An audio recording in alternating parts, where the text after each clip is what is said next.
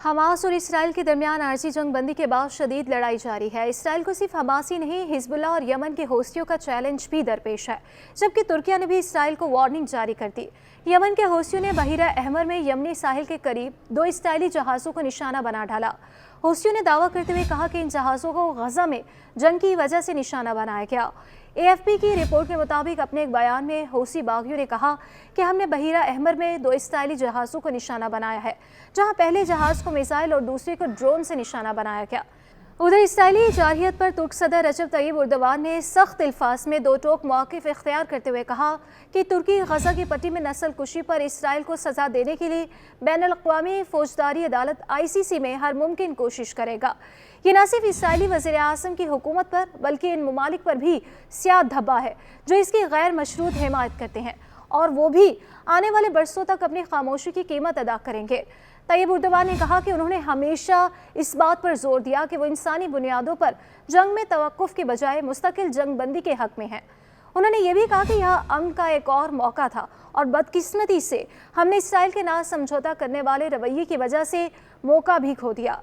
तुर्क सदर रजब तय्यब एर्दोगान ने कहा कि हमास के खात्मे का मंसूबा हकीकत पसंदाना नहीं है।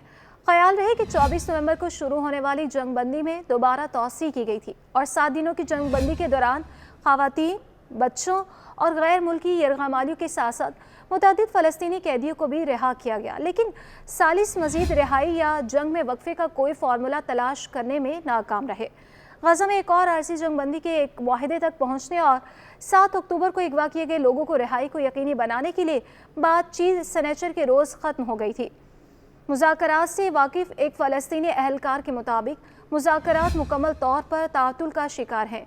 कोई राब्ता या किसी नई जंग बंदी के मंसूबे तक पहुंचने की कोशिश नहीं की गई। हफ्ते के रोज़ इसराइल ने ऐलान किया था कि वो मुसादा इंटेलिजेंस सर्विस के अपने मुज़ाकरात कारों को कतर में जारी मुज़ाकरात से निकाल रहा है।